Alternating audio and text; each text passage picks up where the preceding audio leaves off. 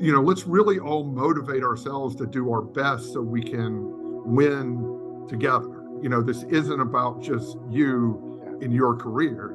This is about, and quite honestly, my career did not take off until I started taking that mentality, and people generally saw I'm willing to help. I'm trying to solve problems. I'm really not into this for myself and trying to get it, trying to just get myself promoted or whatever. And then things just started to really fall into place.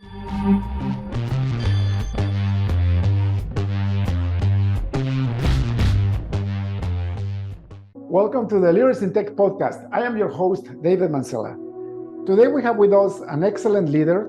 He works for the cruise ship industry, and he has done many things in his life in order to advance technology, but specifically in the area of leadership.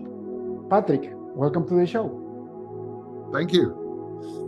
Patrick, for the audience, can you tell me your full name? Where do you live, and what do you do for a living?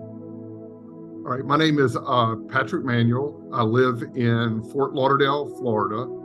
I am an executive in the cruise line industry, and I'm very happy to be here. Wonderful. Executive in the cruise line industry. Those cruise ships, they are like floating cities, aren't they? Yes. It's come a long way. I've worked for the company for 26 years. So I've seen the industry grow, and I've seen a lot of ups and downs over the years as well. And you're in the technical side of leadership. What is your role?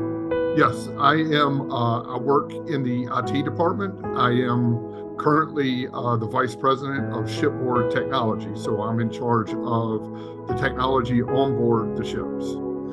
Okay, so I had the privilege to actually see some of the stuff that another ship line does to another friend of mine many years ago. And I couldn't believe when he showed me the data center on these things. People have no idea what it takes to run a floating city like that in terms of technology and control centers and everything else that is actually, it provides mission critical operations. Can you describe a little bit, like in a general level, like how does computer science, technology, software is involved in a cruise liner? All right, well, a cruise ship it's like a floating city. So it has several different businesses on board that all require technology. So, it's like a resort, but then it's also a marine vessel that has navigation and other things. And then you have to deal with customs, border patrol, immigration, in countries around. And one of the unique things is it's not connected. So all of our connection to land is through satellite. So it requires us, if that satellite connection is broken for some reason, we must have a completely redundant data center on board. So it's provided some pretty unique challenges over the years of how we do that, even though satellite connectivity is much better than it was many years ago. It's still not perfect, and you have to be able to prepare yourself to be able to be a completely independent running operation on board with, up to over 6,000 people on board. So you also support the crew and the guests as well, because the crew members live all on board and they have lives and they need to. So you're running a city of employees and a resort of guests at the same time. So I guess if you have 6,000 people on board, like, it's bigger than a lot of townships where I live. I live in Toronto, and you drive 1 hour away, and our townships are like 3,000 people, 2,000 people. Yes, that's incredible. Yes, it really is. So it's been, the ships when I first started were not near as big as they are. We're about to launch the biggest cruise ship in the world. And so it's to look at the difference between when I started in 1997 to now, it's unbelievable. But at any point in time, we were trying to be the leading edge in the not only the industry, but in the travel industry as well. And people's expectations of being connected and the technology that you provide to them when they're on vacation There really is no leeway for any type of disconnection to the world. You know, the expectation now, especially since COVID, is you must be connected at all times. That's incredible. I remember during COVID, we had a V-shaped recovery situation with the stock market. And one of the things that I did is I invested heavily on the cruise lines because I knew they were going to go back up. Because I looked at I look at the numbers, I look at the financials, and I'm like, these are healthy companies that are going through a great trouble that is momentary, right? So I just took advantage when, with the stocks sank. And then I saw how quickly it went back up after everything was back to normal, right? Yes. I mean, what happened is there was pent-up demand and people wanted to get out of their houses and go on vacations again. So it almost became one of the most successful years in our company's history when COVID did finally end. And people love to travel. It'll scare them off for a couple of years, but they always will come back. I've seen several down periods in the industry over the years, and every time, we just come back stronger. That is amazing. Patrick, tell me, in order to be in the same company on growing on IT on a multinational like your business, like the business you work at, it takes a lot of effort. I mean, 26 years in one place. Number one, is remarkable that the place provides for allowing you to go all the way to the top. But it requires a lot of challenging times for you. I know because I've been there, done that, right? I was in corporate for over 10 years and it wasn't easy to stay in one place. I actually moved 5 times in those 10 years because, after 2 years, I was like, okay, what do I do? So I just jumped into another company. So I would love to go deep into your strategies because your life success and your path is remarkable. So let's look back. I want you to think about your last day of high school. What was in your mind and what did you want to do with your life back then? Well, I really did not know. I knew I was good in math. And so at that point in time, in 1988, you became an engineer. I never owned a computer. I really didn't know anything about them. To me, anything, a video game was as technical as I was. So, I left and I went to school and I studied to be an engineer in the beginning. And then I realized I really didn't want to be an engineer. And they were starting a new major at that time called Business Information Systems and Quantitative Analysis. And it sounded fantastic. And I was the first graduating class of that major. And it was basically what now is MIS or BIS. And I left there and got a job as a programmer, back in 1992. And the first job that I had, I was miserable. I mean, I quite frankly I didn't like sitting in front of a computer for 8 hours a day writing code. And, it was nice that you were producing actual, things. And, it did amaze you that businesses were using assets that you actually created. But I always kind of wanted out of that situation. And I was like, there's got to be more to life and there's got to be something else that I can do. So I worked that job about 5 years, and then I got a very unique opportunity where I got a job offer in Miami for the cruise industry, and it was actually taking several steps back in my career, but my personality was one, life's too short, go. And so I jumped at it. I started at the very, very entry-level position that you could in information technology at that time.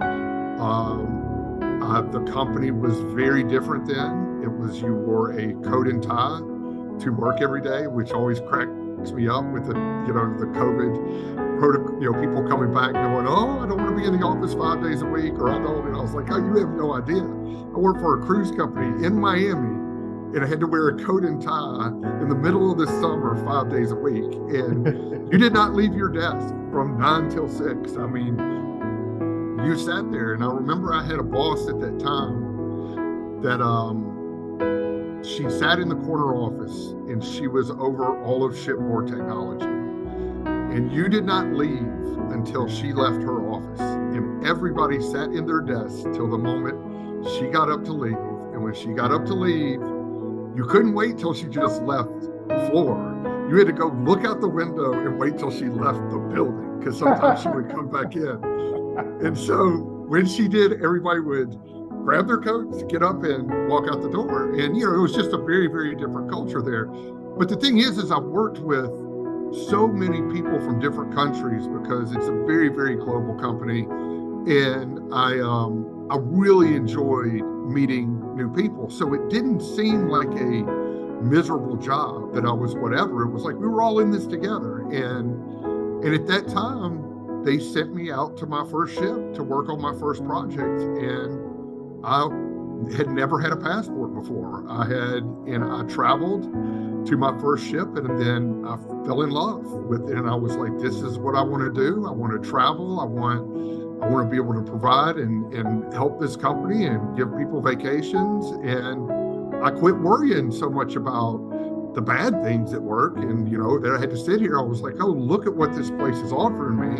And yes, I do have to work. But instead of looking at it as such a job, I looked at it as an experience and something that, very few people got to do. So that kind of takes me from high school to the very, very beginning of my career, in this industry, which was quite a journey. It could have gone a different direction, and I could have ended up sitting, in front of a computer working a miserable job for 30 years. But I didn't. I had to take those chances to get out and go see other things, and it's always paid off. And then, my career here has just been another series of those. It's beautiful that you say that, Patrick, and that's why you're in this interview, because that's the mindset that it takes to become a great leader in life. Life throws things at you, and you may not like what it is, but you always have the power, the God-given power to discern and change your situation. So, being invested 5 years in a single company as a developer, I know you grew. You must have grown, because otherwise you would have been, you would have been gone. So, you grew in your career. You still adopted the computer science, the software development part, even though you didn't like it, because I can tell you're an outgoing person. And, I was a developer for 20 years in my life. And I'm an outgoing person too, but I always loved to code. So what I will do is I will code overnight, and I will socialize at my job during the day. And that's how I got into management so quickly. But I always was in love with coding. With you was the opposite, right? You wanted to have the people person interaction, right?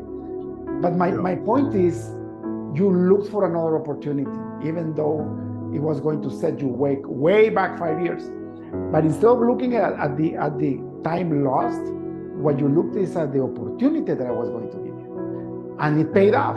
Like, look at you now. Imagine if you would have just said, you know what, I spent too much time at this job to let it go, even though it's miserable, I'm going to stay here for the rest of my life. You would have had a horrible life. Yeah. No, it's very interesting once you make that first jump and realize you don't really, and I even take this back to jobs I had when I was 14 and 15 years old, when you would work a miserable job and you'd leave it and go, why did I work that job so long? I could have left it any time. So I've taken that mentality for, most of my career.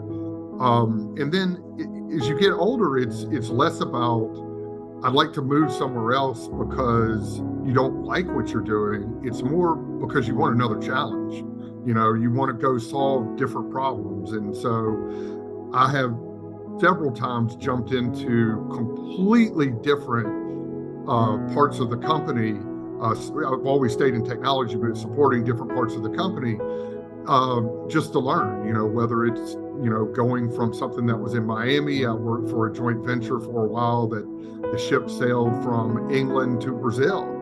And I had to learn two completely different cultures and support both of them and transform our product into ways to support Brazilians and English people, on the exact same cruise ship at the time. So every time that you make a jump, you have to have patience. You may not know exactly how to do the job. You may not know the terminology. You may not know. I always enjoyed learning the business side. of whatever job that I did, understand how I could provide value through technology, learn exactly what the overall business strategy was and what we were trying to accomplish short term and long term. And then as soon as you have that down, it changes. And, then the strategy for some other macroeconomic or world event, something happens, and then you got to start all over again and start thinking again. And I simply love solving problems. And that goes back to the fact that I really liked math. I liked puzzles. I liked everything else when I was a kid. And that's kind of how I treat my career.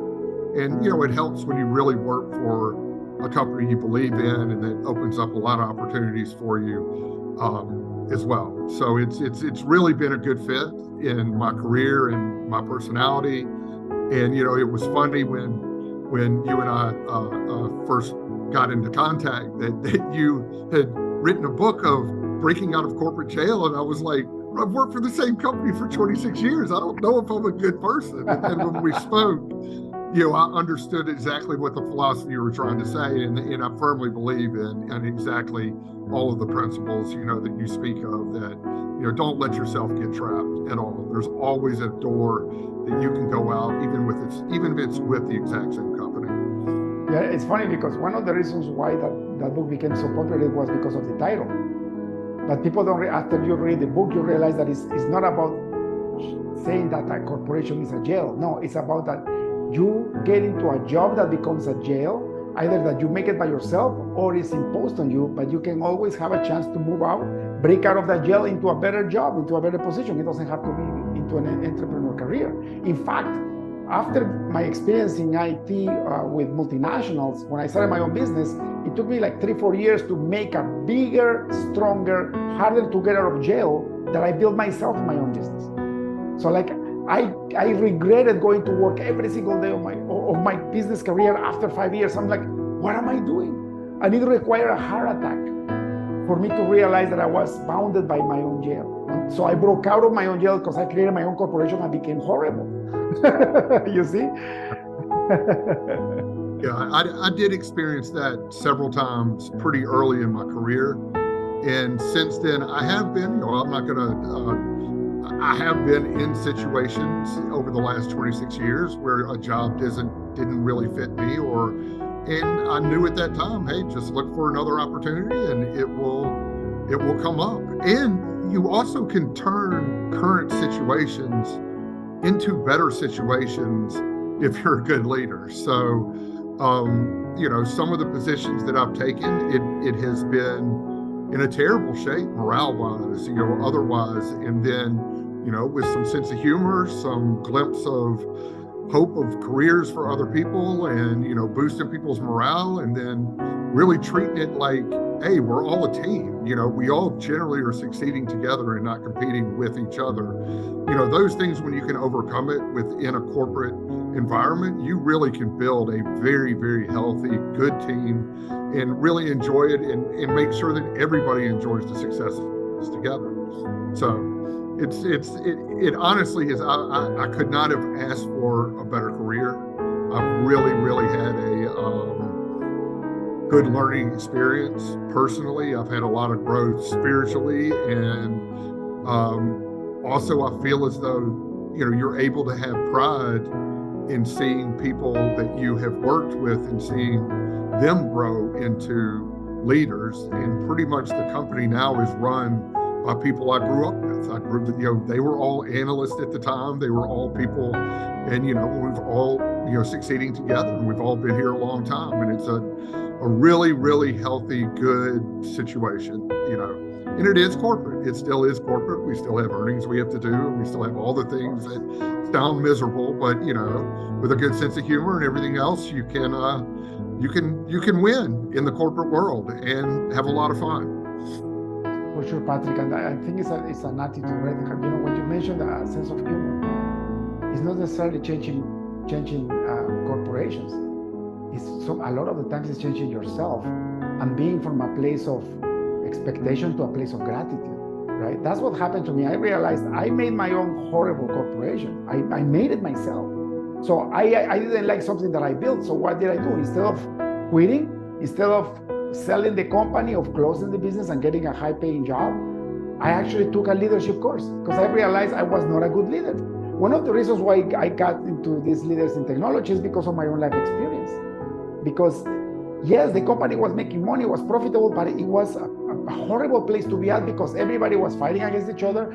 They had competition among each other. It wasn't cooperation. And I inspired those values in them because, the leader creates the culture that for the people that work for them, right?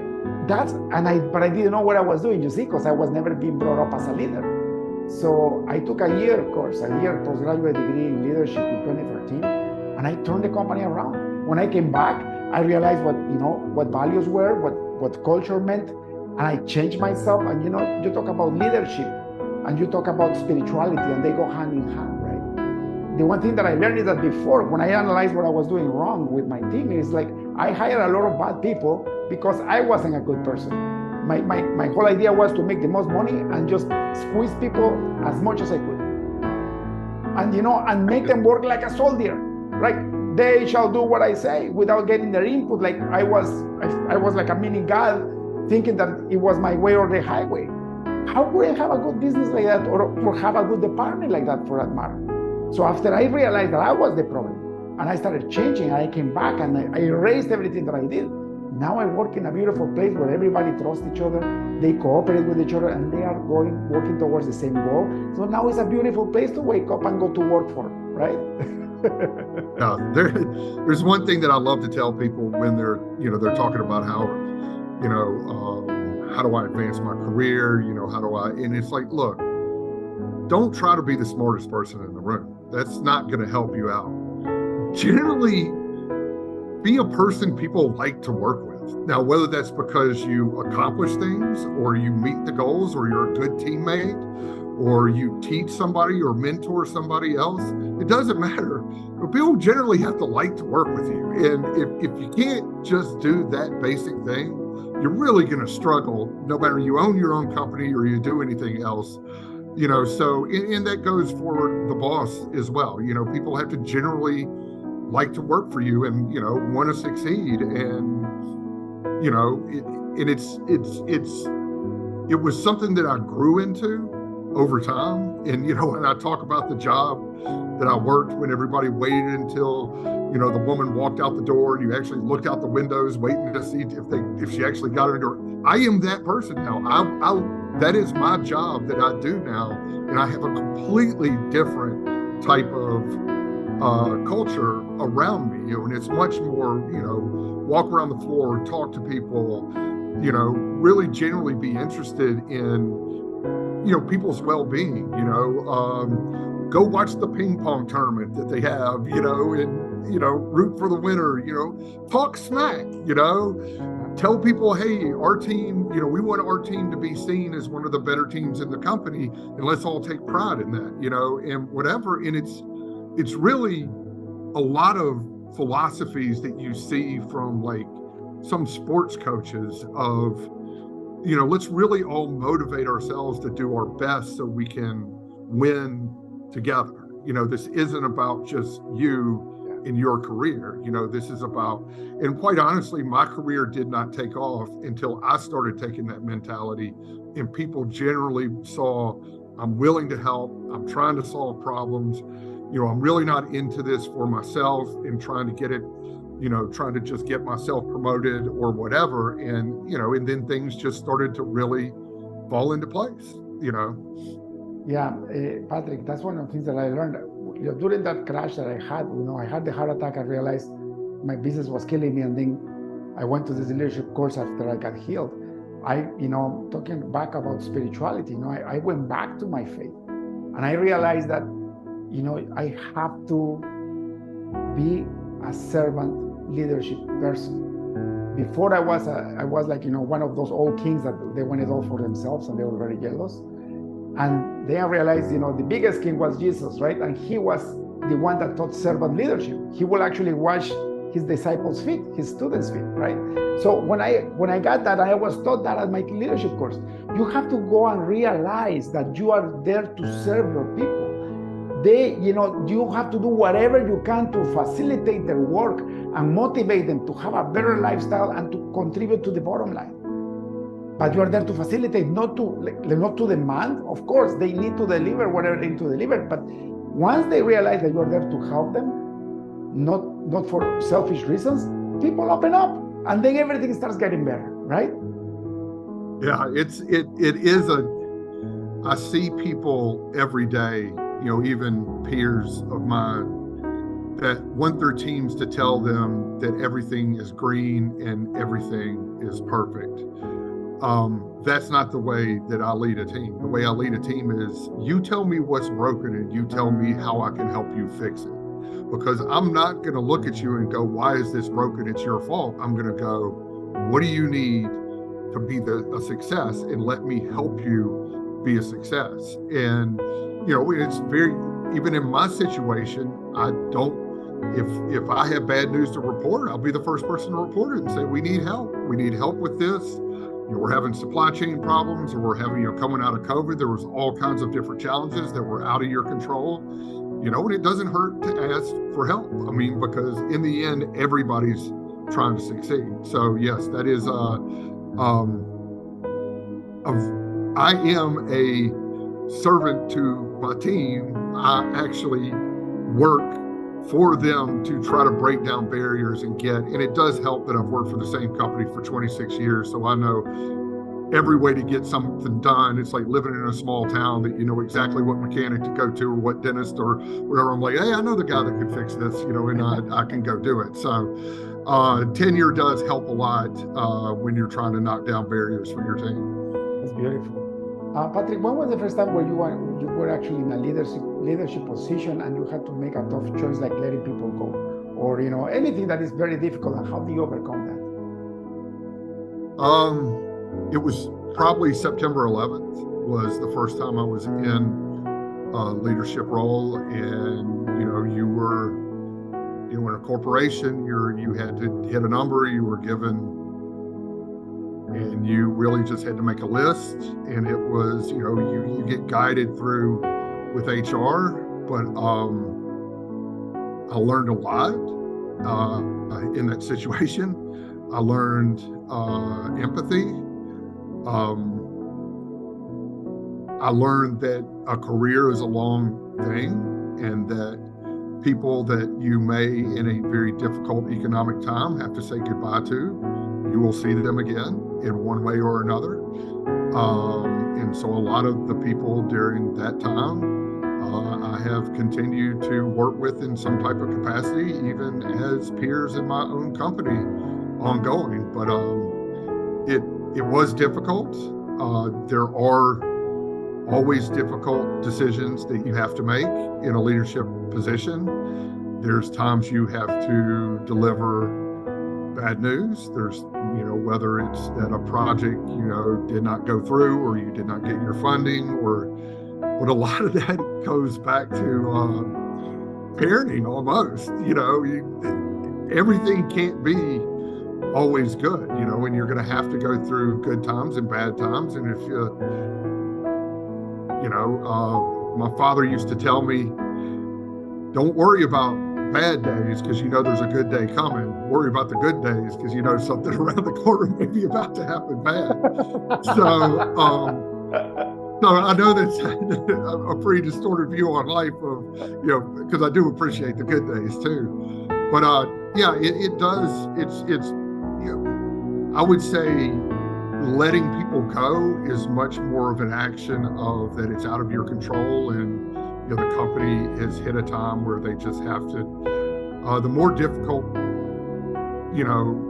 discussions and things that a leader are probably when somebody truly is not working out, or they're not a good fit for a situation. And then when you have to have those difficult, and a lot of times people steer away and don't want to have those discussions. And that's something as a leader you learn. It won't go away. You need to address that just like any problem that you would address, within a regular work day. HR issues are exactly the same. Patrick, if you had somebody that was still in IT doing technical work, and they had this vision to become a leader, what would you recommend them to do in order to attract senior leadership to see them as a potential manager or a potential leader? 100% learn your value. So it's not necessarily about how skilled you are technically, which is fine, but you need to learn how you apply those skills to value for where you're working. And that your willingness to play, as a teammate, as I said before, and that that you understand where you fit, and then how you believe you can take what you know and mentor other people. One thing that I always tell people, you have to build a chief lieutenant. You will never move up if you feel as though and retain the knowledge yourself and try to be, I'm the only person that can do my job, so therefore you need to promote me and move me into better leadership. No, you actually show that you've taught your teammates to do what you can do, and now you're in a position where you can lead them. I mean, that is one of the most important things in the technical world, and people love to hold on to information. They like to be the only person that knows something, and that's really, really just totally the wrong approach. It's so true, Patrick. Actually, I had to deal with that in my own company many, many times. And that's why I was so, like, when I changed everything, and we got together with our HR team to make sure the job interviews that we got was taking people out that had that mentality, because it's hard to train, especially if you're a very specialized person. You have this technology that nobody knows, and you come in and then you hoard it. All you're doing is creating a weak link in your chain. If something happens to that person, the company goes into trouble to replace that person. And you're right, the best way to grow in your career is to teach everybody what you know and to help them to do even better than you do, because then you can show value, because then you go to the next level and you keep doing the same thing. That's why you are a senior vice president now, because you have that mentality. And people that think, oh, I'm going to hold on my job because nobody knows what I know, listen, I had to replace people that I thought they were replaceable, and I replaced them like that. It was insane. And I learned that lesson early in my career, because I became that guy. I remember when I hit my senior architecture roles in software. I consider myself, the one guy that if I resign, the company will go under. And I actually resigned from one of those jobs, and the company didn't go under. Who went under was me, but I learned my lesson. Then, I asked God, sorry, Lord, I became arrogant, I became proud, and this is, I'm paying for it. So I actually, the next job that I went into was 10 times worse, half the pay. I didn't have to leave, but it was my pride that made me leave, because I thought, when I leave, they're gonna go under, that's, so for the audience, if you want to grow your career, make sure you share your knowledge and you have that teamwork mentality. That's the only way to grow. Yeah, and the other thing I would say, once you become a young leader, it's the ability to recruit and build teams that will make you successful. And I've seen over my career in IT, everybody looks for the unicorn that's going to be the perfect employee. And I'm like, listen, if you're a really good leader, you'll be able to identify somebody that's smart and talented, and then you'll be able to grow them in your image and be able to make them a very good teammate. Because if you hire somebody too specific, they're going to know that skill set, and they're going to kind of paint themselves in a box. And that's not what you want to do as a leader. You want to find people that are much more Swiss Army knives, people that can do different things, people that you can move. I mean, one thing that I love to do within my teams is I'll have somebody that is an absolute expert at one thing, and I'll pick them up and move them into a completely different team. And then within 6 months, I see them excelling in that team. And there is nothing more satisfying than seeing somebody do that, because you're like, now I'm not just, I don't just have an employee, I have somebody I'm building their career. And, and a lot of times they don't see it themselves. So, hiring really, really good talent, which comes with a hunger, a desire to win, ability to be a teammate, and everything else that we talked about. It really just starts even at the bottom level. But lot of people get stuck in that first rung of the ladder of leadership. They feel as though that you need to be, a very strict boss and that's really not the game you're playing. You're trying to build a winning team, and that's it. And then once you build a winning team and your team wins, and then they'll say, why don't you want to run 2 winning teams or 3 winning teams? And then, why don't you run a team that's running other teams that are winning? And, it's really not anything that complicated. You just got to get your mind right yourself and know that it's not. I tell my team I'm the least technical person in the entire department. And, I'm here to help you and lead you. You guys are the smart ones, that know all the technical things. I just try to make sure that we're all rowing in the right direction together and working, towards a common goal. Beautiful. And, you touched on something very important. For me, a true leader is the one that creates other leaders. Because now you're leaving a legacy, right? Yeah. Yeah. No, that there is nothing better than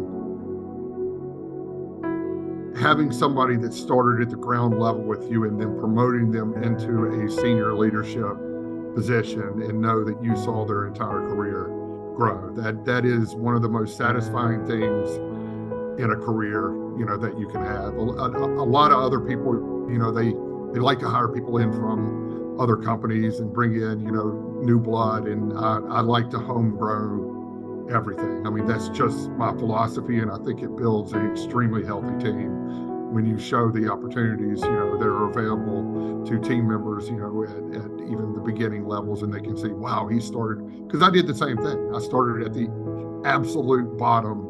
I was plankton, the bottom of the food chain. Yeah.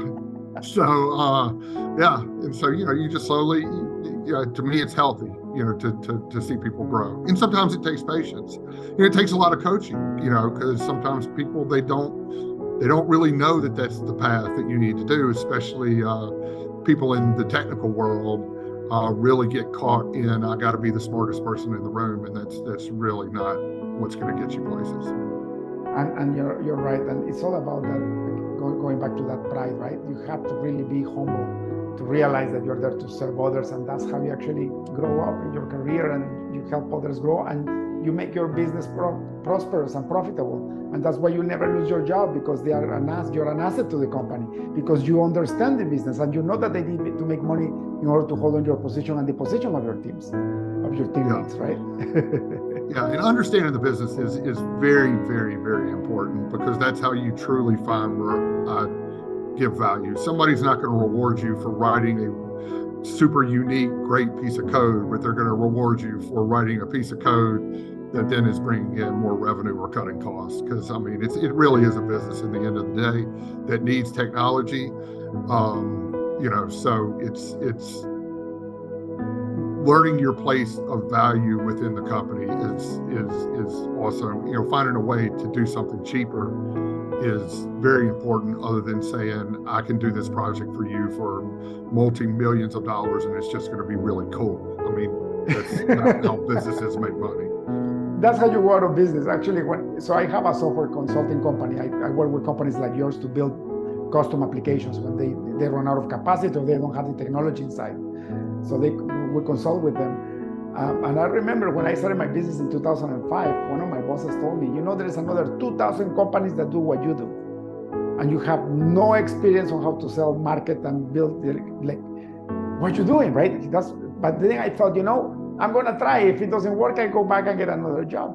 But I knew the business side of things, because growing up in my corporate ladder, my mentors told me, you have to learn that your team has to pay its own wage plus create profits for the company. So I was a business-driven person when I did this. So when I got my first clients, I made sure I added value to their life. I made sure I delivered an extra mile. Like I did above and beyond what the contract said. And most of my competition never wanted to do that. They were just looking at the bottom line, at the money they were making. So as a result, 18 years later, probably 2% of those 2,000 companies are still in business, and one of them is me, right? But it's exactly what you said, right? Yeah. And, the other thing is, if you're really not enjoying, to get back to, the point of making sure that you're not in a corporate jail, if you're really not enjoying what you're doing, you got options, and one option is to change your own mindset. And so I have been a firm believer in that, and I feel as though I've had a great career. I'm one of the few people, that's out there that really truly wakes up and enjoys doing my job. I mean, I never know what problem I'm going to get. I never know what situation I'm going to be. Do I have some sleepless nights and have to solve problems at 3:30 in the morning rolling around in my bed? Of course, but that's part of it. But in the end, I always feel as though we're headed towards a great goal of showing people really good vacations. And, I don't take for granted the good things that I have in my job, like the ability to travel, the ability to meet people around the world, the ability to coach people, the ability to meet people, the ability to see some of my peers and my supervisors that are, extremely intelligent people that I still learn from every day. And, I'm still not done. I am going to find other things to do in this company, and I am going to continue to challenge myself and have a good time. And so I really love to spread the message of when I hear people and, they talk about, my job, I don't like it. It's like, man, you got choices. And I have 2 sons now that are just about to start the journey, and they're looking for the perfect job. They're like, Dad, we want a job like yours. And I was like, I didn't have a job like mine when I first started. I mean, you got to start somewhere. But wherever you work, if you don't like it, you can always change jobs, But the last thing you're going to do is live in my basement for the rest of your life. So you better go find some job. Exactly. Yeah. And Patrick, it's so sad because the majority of workers in corporate America, that includes Canada, by the way, they are not happy. They're just dragging their feet to work every day because they need a paycheck. And it's just their mindset. Like, for me, it's like, what a horrible way to waste your life. You are right, you have choices, but the first choice is change your mindset. Because if you change jobs, you're going to bring yourself with you. So you're going to have the same problems that you had in the previous job if you don't change the way you look at things. And you start with gratitude and with the purpose of serving, right? Like, when you stop saying what's in it for me and you say what's in it for them, your life changes and you become happier. And that's contagious too, by the way. Yeah, it's so easy after you've been through the long journey and made the mistakes and been in the mindset that you look at people and go, why do you think like that? And I'm like, well, I used to think like that. I mean, a lot of it's experience. You just have to kind of go through it and slowly learn, and listen to people that try to tell you, give you advice. There's a lot of advice I wish I would have taken a long time ago. I did end up in a very good place and had a very good career for the most part. But, there is, I wish young people I can't say young, people coming out of COVID that didn't want to come back into the office. I'll just put it that way. That were like, I want to work from home. And then I was just like, why would you want to work from, there's so many interesting people out there and there's an office culture and you can sit in your home anytime you want. And in the beginning, there was like, oh, nobody's going to come back to the office. Now I go into my area where my team is and people are interacting and they're laughing and they're telling stories, and I have to get up and close my door because people are laughing and hanging out and stuff like that. And it's like, this is a beautiful thing. And now when somebody comes and interviews and they're like, oh, they want to be able to work from home, at least 50% of the time. And I'm like, well, maybe they're not right for the culture of my team, because my team likes each other. We don't want to stay home. We like to come, and work together. So, that is advice that right now I wish people starting out their careers would understand. You're doing yourself no favors by saying you want to sit in your house. That is not how you build a career in leadership, so at least not in the technical technical side. Maybe you could do that if you want to be a salesperson. And you're right, but there is pros and cons to both sides, but you're completely right. Like, the problem is that we are human beings and we are social beings first. We are made to socialize with other humans. I mean, I know there is extroverted people, introverted people. A lot of IT folks like to be by themselves, but you still need that social interaction. You still need to also learning from your leaders. Like, if you want to have a mentor, good luck having it online. And I have people in 9 countries, Patrick. Like, a lot of my guys work from home. And actually, I have built programs for them to socialize. And most of my guys are coders and business analysts and project managers, right? So, but I do try to make an effort to keep them together and build that culture, which is 10 times harder when it's online. But if you have the privilege to have an office where you can actually get out of your house and dress up and smell the air and go into an environment that is beautiful where you can contribute, why wouldn't you do that? Yeah.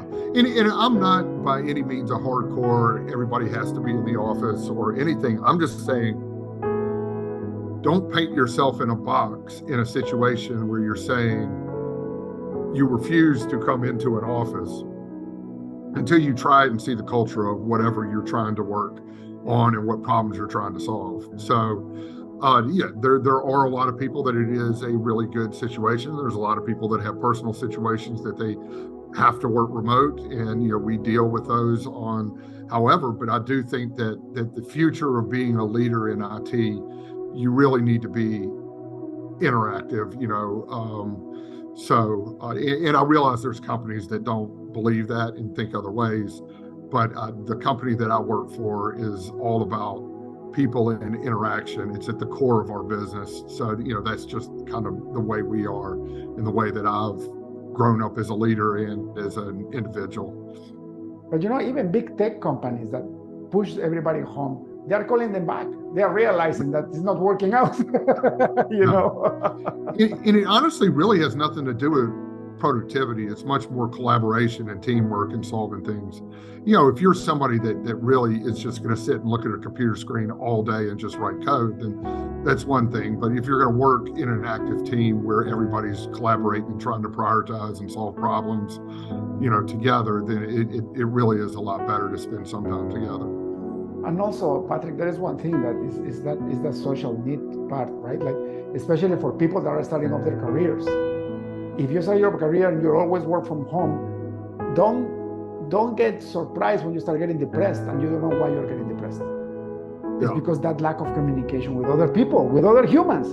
Oh yeah, the 2 years of COVID, or 18, however long we were, that we were remote as a company, and you could not come into the office, was the worst time of my entire career. I mean, I was absolutely miserable because I am somebody that loves that interaction and likes to be around people, and it was tough, and also our company was completely out of business, so that didn't help, but it really was a tough time. So when we came back to the office, I embraced it, greatly, and just said, look, when you don't have something, you really learn to appreciate it. So, Patrick, thank you so much for your time. I don't want to over abuse it. I know you are a busy leader. One last question before we end the podcast. If you had access to a billboard in front of the busiest highway on earth, what would you write in it?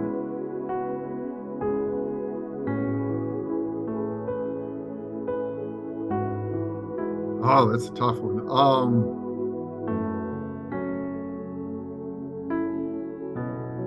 I would probably say really enjoy life, because it's not that serious.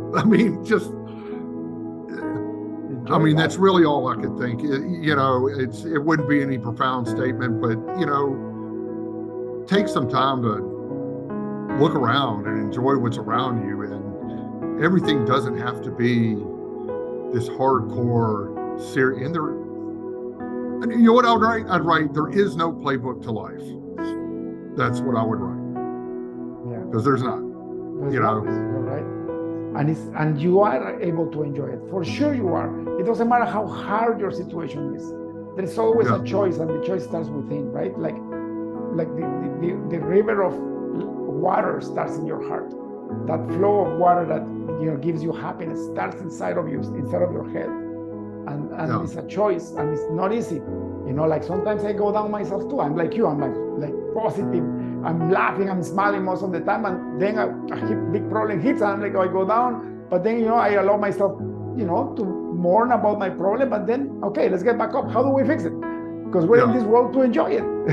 Yeah, it really is okay to enjoy life, and some people take it way too seriously. That they have to, no. I have to do this and I have to do that. And I have to usually, no, you don't. Enjoy it. So it's a really good philosophy. I'm really glad I made contact with you. You see the world in a very similar way than I do. Wonderful, so Patrick. Thank you so much for your time, your effort. If people would like to get in touch with you, or they would like to go on vacations with your company, where can they find you? I will leave that in the blog portion of that. So, but yes, I would love to talk to anybody, and I would love to see you on board one of our ships. That would be fantastic, because they are a lot of fun. That's how we built them. Well, I put a lot of 26 years into that. I'm probably gonna be the first person, because my wife and I have never been on a cruise ship before, so I'll be talking to you about that. All right, I'll look forward to it. Patrick, thank you so much for being in the show. God bless you, and have a wonderful rest of the week. Okay, you too. All right, thank you. Cheers. Thank you for tuning in to the Leaders in Tech podcast. Check in next week to keep learning how to use technology and leadership to change the game.